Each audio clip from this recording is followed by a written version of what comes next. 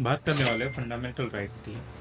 तो देखो, तुम्हारे जो अवेलेबल होते हैं अगेंस्ट द प्राइवेट इंडिविजुअल, वो आपके 17, 18, 23, 24, 15 होते हैं। और आपके खाली इंडियन सिटीजन्स के जो होते हैं आपके, वो 15, 16, 19, 29, 30 होते हैं। तो जो आइडिया ऑफ पॉलिटिकल डेमोक्रेसी है वो यहीं से आया है।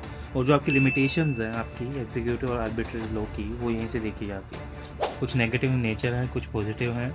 जो सिविल प्रोसीडिंग्स आपकी क्रिमिनल प्रोसीडिंग्स है, वो सारी चीज़ देखी जाती है यहाँ पे। और कोई आपको राइट नहीं है स्ट्राइक करने का। और जो रीजनेबल और फेयर जस्टिस आपका अंडर द आर्टिकल 21, वो चीज़ देखी जाती है। तो डेफिनेशन ऑफ स्टेट क्या है? सबसे पहले फंडामेंटल राइट क्या बोलते हैं आपके? स्टेट देखो इंक्लूड करता है लेजिस्लेटिव और एग्जीक्यूटिव ऑर्गन ऑफ यूनियन और स्टेट, लोकल बॉडीज और पीएसयू जो भी हैं आपके। लॉ इनकंसिस्टेंट होता है आपके एफआर से, जो आपके वॉइड है। वो प्रोवाइड करता है डॉक्ट्रिन ऑफ आपकी जीआर।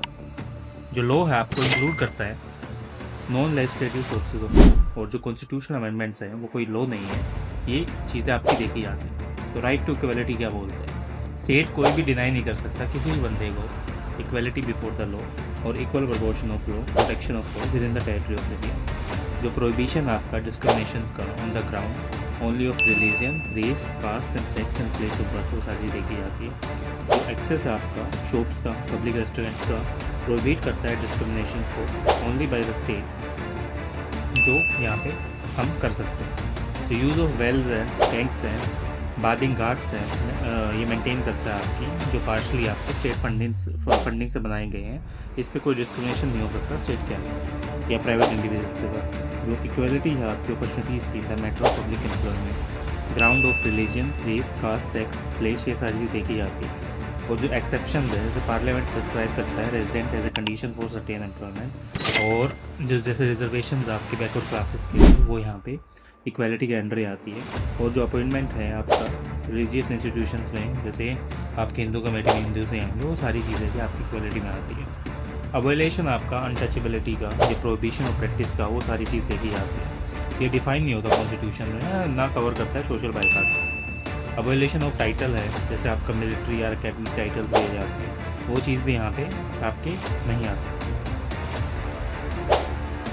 जो राइट ऑफ फ्रीडम है, जैसे protection of right to freedom of speech, expression, assembly, association, movement, ये सारी चीज़ देखी जाती है। जो राइट है आपका कंट्री के अंदर घूमने का, वो चीज़ यहाँ पे आती है। और जो स्टेट की मोनोपोली है ट्रेड की, बिजनेस की, वो चीज़ देखी जाती है। इंडस्ट्री यहाँ पे कोई क्वेश्चनेबल नहीं है किसी भी चीज़ को करने के लिए।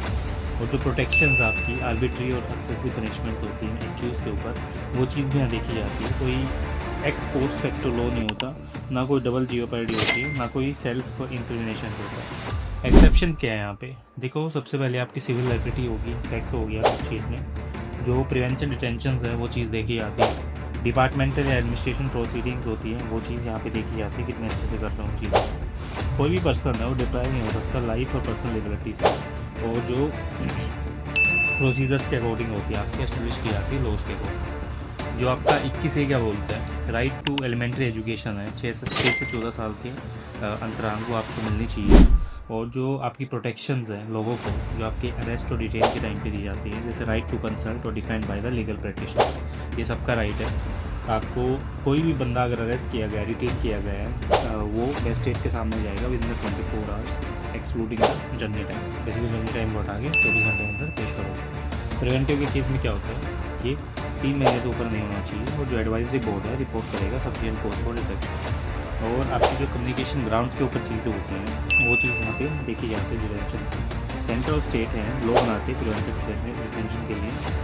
और ये जो फॉरेन अफेयर्स है, डिफेंस एंड सिक्योरिटी आपकी, पार्लियामेंट है, ये सारी चीज़ें यहाँ पे लोग बनाते हैं। और इसी हिसाब से ये चलता है, जो आपका टेक्निकली देखा जाता है। राइट अगेंस्ट द एक्सप्लॉयटेशन पे ऐसे काम करता है, ये प्रोहिबिट करता है traffic in human being and force labour, जो आपका देवदासी है, स्लेवरी कल्चर, वो सब खत्म करो।